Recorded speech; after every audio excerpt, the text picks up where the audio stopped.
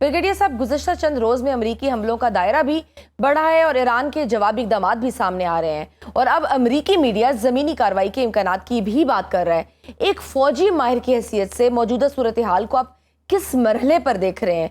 क्या जंग एक नए फेज में दाखिल हो चुकी है?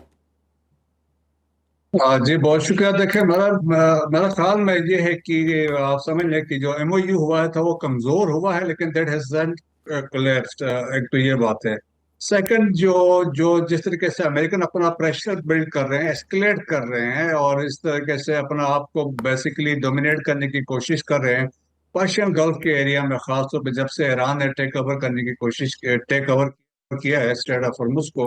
हम्म। तो आप देखें कि बौशहर से लेकर चाबहार तक 1400 किलोमीटर बनते हैं। तो इस एरिया पे अमेरिका की कंसंट्रेशन है बम्बिंग की। हम्म। और बिकॉज इस पूरे पर्शियन गल्फ के एरिया में वहां पे सर्वेलेंस सिस्टम लगा हुआ है, रेडार्स लगे हुए हैं, एयर डिफेंस सिस्टम है। और इसके अलावा यहाँ पे जो मिसाइल्स और ड्रोन के यहाँ पे लॉन्चिंग पैड्स या जो उनके स्टोरेज साइट्स है। सो देयरफॉर कंसंट्रेशन है। दुनिया को भी ये बताना चाह रहे हैं कि भाई कि हम एक्टिव है और हम्म। हम ये we are still in control of Persian Gulf और स्ट्रेट ऑफ हॉर्मुज। सो वो इस तरह कर रहे हैं। So they are escalating to de-escalate, ताकि प्रेशर बिल्ड करना चाहते हैं ईरान के ऊपर, जब वो टेबल पर बैठे तो नेगोशिएट कर सकें। सिमिलरली ईरान भी अपना सिमिलर वो अपना बिहेवियर उनका है कि सिर्फ दे आर कंट्रोलिंग। उनके पास बहुत जबरदस्त लेवरेज है स्ट्रेट ऑफ हॉर्मुज के। तो दैट्स वाई वो भी अपना कंसेशंस लेने के लिए और वो उसको दे आर उसको कंट्रोल कर रहे हैं। सो देखें कि अब स्ट्रेट ऑफ हॉर्मुज देखें, जब शुरू में जंग स्टार्ट हुई 28 फरवरी को, स्ट्रेट ऑफ हॉर्मुज का कहीं भी जिक्र नहीं था। लेकिन अब तमाम जो बाकी जो मसाइल थे वो बैकग्राउंड में चले गए हैं, straight of Hormuz four front पे आया है। और दैट्स वाई कि अभी देखिए ये वेपनाइज भी हुआ है, स्ट्रॉन्गेस्ट कार्ड भी है। और दुनिया की जो वर्ल्ड इकोनॉमी है, आपने समझ लें कि ईरान ने उसको आपके गर्दन से पकड़ ली है। सो उससे बड़े इसके इम्प्लीकेशन देयर फॉर है। और इसी तरह जिस कंट्रीज जो स्टेक होल्डर्स है उनके लिए हम्म। मसला है। सो इसमें यह है कि अल्टीमेटली मुझे लगता है कि ये जंग वाइडर कन्फ्लिक्ट में नहीं जाएगी। स्टिल बेटर सेंस प्रिवेल करेगी और स्टिल ये दोबारा नेगोशिएशन के टेबल पे आएंगे। लेकिन ग्राउंड फोर्सेस के चांसेस बिल्कुल नहीं है। जिस तरह जेडी अच्छा। वेंस ने अभी कहा है कि हम कोई अपने 1.5 लाख फौजी नहीं भेजेंगे, और उन्होंने कहा अगर यही काम कर सकते हैं, अगर कोई रजीम चेंज हो सकती है तो it is hmm. Up to the Iranian अवाम है कि वो फैसला कर सकते हैं। क्योंकि ग्राउंड ट्रूप्स के अगर आप लॉन्च करते हैं तो दैट मीन्स कि मैसिव कैजुअलिटी जो अमेरिका या प्रेसिडेंट ट्रम्प अफोर्ड नहीं कर सकता है। हम्म।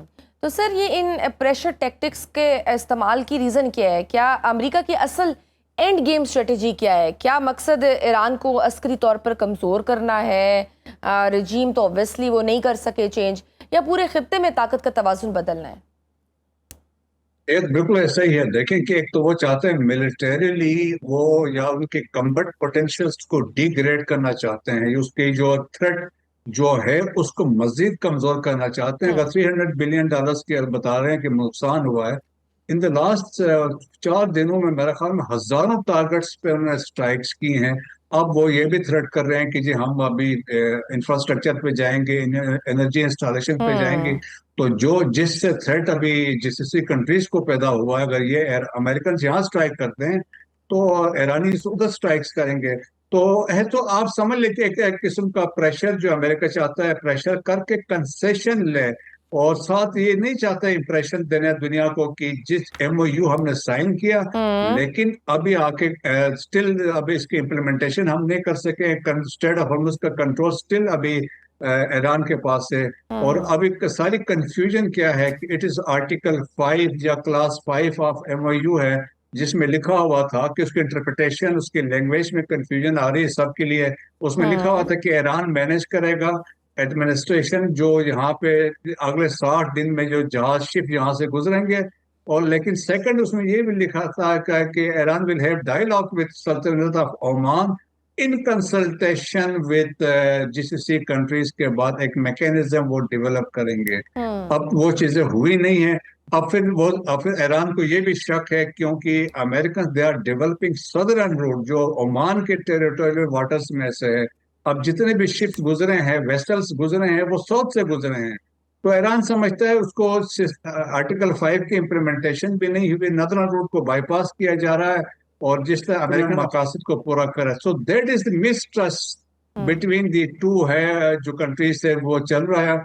लेकिन मेरा ख्याल में सिंस अभी आप देखें कि मीडिएशन के लिए कोई सामने तो अभी तक किसी ने बात नहीं की, but still I am sure कि पाकिस्तान बिहाइंड द सीन यकीनन कोशिश में लगा होगा। अच्छा, आपने जिस तरह से कहा कि प्रेशर डेवलप करके कंसेशन लेना चाह रहा है अमेरिका, क्या उसको ये कंसेशन मिल जाएगा? क्या ये प्रेशर टैक्टिक्स कामयाब होंगे? क्योंकि ईरान की रेजिलियंस तो वहीं की वहीं है, वो तो बल्कि अब खबरदार कर रहे हैं कि उसके बुनियादी ढांचे को निशाना बनाया गया तो खत्ते का भी इंफ्रास्ट्रक्चर कुछ महफूज नहीं रहेगा। यू थिंक कि ये स्ट्रेटजी कामयाब हो रही है? देखिए यही तो बड़ा मसला है, क्योंकि पहले तो न्यूक्लियर बड़ा मेजर इशू था, अब हम्म। वो तो बैकग्राउंड में चला गया स्ट्रेट ऑफ हॉर्मुज़ से। इफ अमेरिका फेल्स, इसको अपना इम्प्लीमेंट नहीं कर सकता है, अगर आप इसको कंट्रोल नहीं ले सकते, देखें हम्म। पिछले 60 साल से ये सिस्टम चल रहा था। जब हम स्ट्रेट ऑफ हॉर्मुज़ की बात करते हैं 1968 में, जब ईरान ने इसको ज्वाइन कर लिया था और ईरान ने इसको अपोज नहीं किया था, और it was a free passage for all ships जो हम्म। यहाँ से गुजर रहे थे। और फिर देखे इट वाज 1979 जब ईरान ने आके, जब इस्लामी इनकलाब आया, तो उस वक्त ईरान ने कहा कि we are not bound to follow या जो भी कन्वेंशन है, लेकिन उन्होंने चैलेंज नहीं किया था। हम्म। अब रिसेंटली आके ये चैलेंज हुआ है। बहुत अमेरिका और ईरान को हम देखें तो उन्होंने जो convention, United Nation convention on law of sea है, उस पे दे आर द सिग्नेटरीज, लेकिन उनको रेटिफाई नहीं किया है। सो एक सिस्टम ऑलरेडी चल रहा था। सो ईगो का मसला है अमेरिका के लिए। अगर हम्म। अमेरिका फेल होता है अपना उसको इम्प्लीमेंट, ऐसे सिस्टम जो एक ऐसा system which is acceptable to all, तो अगर वो इम्प्लीमेंट नहीं करवा सकता है तो it will be seen as a failure of America. तो मेरे ख्याल में America, that's why America pressure रख रहा है, पर्शियन गल्फ के अंदर रख रहा है, और जिस तरीके से स्ट्राइक्स हो रही हैं अब, दैट्स वाई नेवल ब्लॉकेड भी है, प्रेशर है इकोनॉमिक। क्योंकि जब नेवल ब्लॉकेड लगाएंगे तो नुकसान ईरान का भी होगा, क्योंकि हम्म। उनके इंपोर्ट्स और एक्सपोर्ट्स सारी बंद हो जाएंगी। सो इकोनॉमिक उनकी लॉस होगा। फिर ये भी डिपेंड करता है how long Iran can resist, तो वो हम्म। भी एक बड़ा इंपॉर्टेंट फैक्टर होगा जो डिसाइड करेगा फ्यूचर को। बिल्कुल, क्योंकि अभी जिस तरह से अमेरिकी मीडिया ये रिपोर्ट कर रहा है कि ईरान के करीब ज़मीनी कार्रवाई या मखसूस इलाकों पर फौज उतारने का फैसला होता है, तो आपको क्या लगता है कि अमेरिका एक नए महाज का खतरा मोल लेगा? पहली बात ये कि आपने तो क्लियर कर दिया कि ये एक प्रेशर टैक्टिक है, but keeping in mind Donald Trump's nature, वो जितने अनप्रडिक्टेबल हैं और जितने वो इस टाइम पे फ्रस्ट्रेटेड हैं, वो बहुत शिद्दत से डेस्परेटली वो चाहते हैं कि वो इस सब से निकल जाएं, तो आपको लगता है कि अगर ऐसी कोई सिचुएशन बनती है और ऐसे कोई हालात होते हैं तो फिजाई और बहरी कार्रवाइयाँ इसके लिए ज़्यादा काबिल अमल रास्ता है? देखिए मेरा ख्याल में यह कि ये प्रेसिडेंट ट्रम्प से बिल्कुल कुछ भी हो सकता है, और उनके ज़हन जहन में था, पहले भी कई दफ़ा कहते रहे हैं कि हम खरग आइलैंड को जाकर टेक ओवर कर लेंगे और हम इसको कंट्रोल करेंगे, या ये भी पॉसिबिलिटी थी कि स्ट्रेट ऑफ हॉर्मुज़ के इर्द गिर्द जो कैशम आइलैंड है, लारक आइलैंड है, हम्म। इनको या अबू मूसा है और तम ग्रेटर और सुमाला है, इनको ऑक्युपाई कर लेंगे। तो ये पॉसिबिलिटीज तो है, लेकिन उसमें कैजुअलिटीज के बहुत मैसिव चेंजेस है, चांसेस है, क्योंकि नीचे से डिफेंसेस लोग तैयार बैठे हैं। That's hmm. वाई आप देखें अमेरिकन एडमिनिस्ट्रेशन भी डिवाइडेड है। जेडी वेंस की डिफरेंट सोच है, मार्को रूबियो की डिफरेंट सोच है, और प्रेसिडेंट ट्रम्प की बिल्कुल ऑल टुगेदर डिफरेंट सोच हम्म। है। वो अपने आप देखें ना, वो हर घंटे बाद अपनी चेंज कर लेते हैं। 2 दिन पहले उन्होंने कहा था 20% हमारा टैक्स लगेगा, बाद में कहा नहीं, ऐसे कोई टैक्स नहीं लगेगा। हम्म। सो पॉसिबिलिटी ये सारे, ये आपके ना एस्केलेट टू डी एस्केलेट है।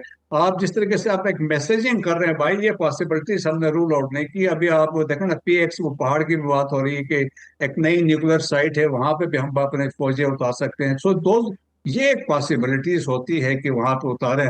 लेकिन वहां पे बाकी अगर जो ऑलरेडी जो जमीन से जो टनल्स वगैरह थे, वो तो वहां से यूरेनियम निकालना बड़ा मुश्किल काम है।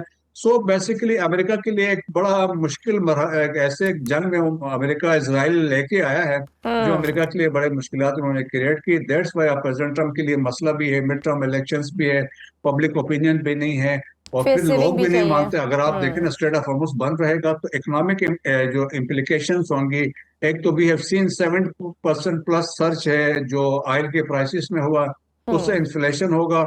और इन्फ्लेशन की इम्प्लीकेशन अमेरिका पे भी पहुंचेंगे, तो मिड टर्म इलेक्शंस में it will have political implication for president Trump. That's why उनकी कोशिश है कि सेटल भी हो जाए, प्रेशर भी डालो। नो डाउट इन्फ्लेशन के तो असरात पूरी दुनिया पे पड़ेंगे। ईरान ने अब जिस तरह से साथ साथ बहरीन, कुवैत, उर्दन और इराक में जो अमरीकी मफादात को निशाना बनाने के दावे किए हैं, वो भी एक बहुत बड़ा चैलेंज साबित होगा अमेरिका के लिए। ऑब्वियसली कब तक वो रेजिस्ट करेंगे, कब तक वो बर्दाश्त करेंगे, वहाँ से भी तो पॉसिबिलिटी आ सकती है ना कोई रिएक्शन आए अगर इसी तरह से कार्रवाइयाँ होती रहीं तो। डोंट यू थिंक कि यहाँ पे भी फिर अमेरिका को अपनी हिकमत अमली तब्दील करने पर मतलब वो मजबूर हो सकता है? देखें, मेरे ख्याल में जीसीसी कंट्रीज में ऑलरेडी एक रियलाइजेशन है, एक न्यू सिक्योरिटी आर्किटेक्चर बनने वाला है। और क्योंकि वो अब उन्होंने रियलाइज किया है अमेरिकन सिक्योरिटी अम्ब्रेला उनके लिए कुछ नहीं कर सका है। और अभी दुनिया अभी देखें मल्टीपोलर ऑलरेडी हो चुकी है। और जिस तरीके से ऑलरेडी एक पाकिस्तान, एक क्वाड पाकिस्तान, और जिसमें तुर्किया है, इजिप्ट है, हम्म। और इसके साथ साथ और ये सऊदीज है। तो ये फ्यूचर में जिसका मकसद है, तो उसमें ये काम कर रहे हैं खिते में, फिर रशिया और चाइना की तरफ लोग जाएंगे। और एट द सेम टाइम हमने देखा है जीसीसी कंट्री से अपना दिफा को मजबूत कर रहे हैं। और जिस तरीके से अभी आप देखें कि यूएई के इतलात हैं कि एक तो इजरायली एयर डिफेंस सिस्टम वहां पे इंस्टॉल हो चुका है, टेक्नोलॉजी वहां से आ रही है। They are trying to purchase weapons. अभी रिपोर्टेडली अभी बताया जा रहा है कि आकाश मिसाइल और जो दूसरे ब्रह्मोस इंडिया से ले रहे हैं। सो सेल्फ रिलायंस पे भी बातचीत हो रही ताकि अपने बलबूते पे किसी को प्रोटेक्ट कर सके। लेकिन बट मोस्ट इम्पोर्टेंट ये है, देखें जी, कि पीसफुल को एग्जिस्टेंस इज मस्ट। और चाहे वो ईरान को जीसीसी को अकोमोडेट करना पड़ेगा, और जीसीसी को ईरान को अकोमोडेट करना पड़ेगा। ईरान का कंसर्न ये है क्योंकि अभी यूएई के अंदर इजरायली प्रेजेंस आ गई, तो ईरानी समझते हैं that is a threat not only for Iran, बाकियों के लिए भी थ्रेट होगा क्योंकि इजरायली फुट होल्ड वहां पे एस्टेब्लिश हुआ है। That has also